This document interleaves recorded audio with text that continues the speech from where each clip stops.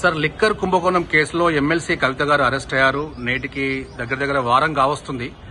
So ఈ కేసుపై సుప్రీంకోర్టులో కూడా పిటిషన్ వేయడం జరిగింది. సో ఒక అడ్వకేట్ గా మీరేమంటారు? ఢిల్లీ మద్యం కేసులో తెలంగాణ రాష్ట్ర మాజీ ముఖ్యమంత్రి కుమార్తె కవితను ఈడీ అరెస్టు చేయడం జరిగింది. అరెస్టు చేసి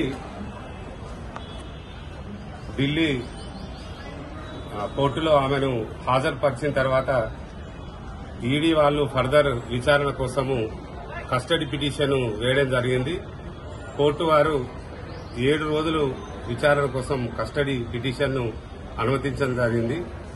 దానిపైన ఎమ్మెల్సీ కవిత ఈ సుప్రీంకోర్టు ముందు కోర్టు విచారణ పెండింగ్ లో ఉన్నందున అరెస్టు అక్రమం అంటూ సుప్రీంకోర్టును సంప్రదించడం జరిగింది.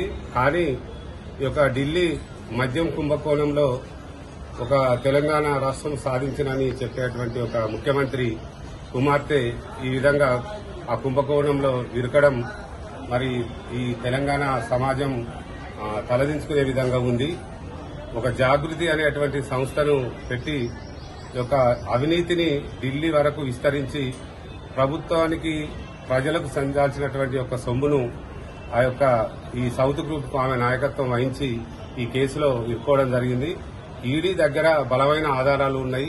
ఇది 10 ఏళ్ల పైన జైలు శిక్ష పడేటువంటి అవకాశం ఉంటుంది. ఇది నిరూపణ అయితే అందులో భాగంగా దీని నుంచి తప్పించుకోవడం కోసం సుప్రీంకోర్టులో అరెస్టు అక్రమం అంటూ కేసు మరి వేయడం జరిగింది. నా యొక్క మరి లీగల్ నాలెడ్జ్ ప్రకారం సుప్రీంకోర్టులో కూడా ఆమెకు ఎటువంటి రిలీఫ్ కూడా దొరికే అటువంటి అవకాశం లేదు.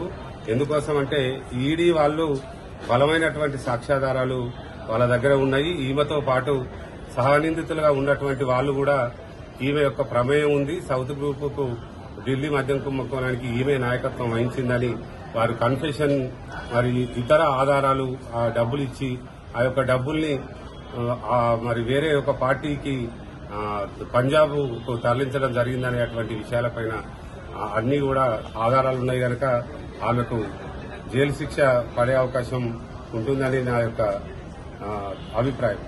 శ్రీనివాస్ గౌడ్, న్యాయవాది, వరంగల్.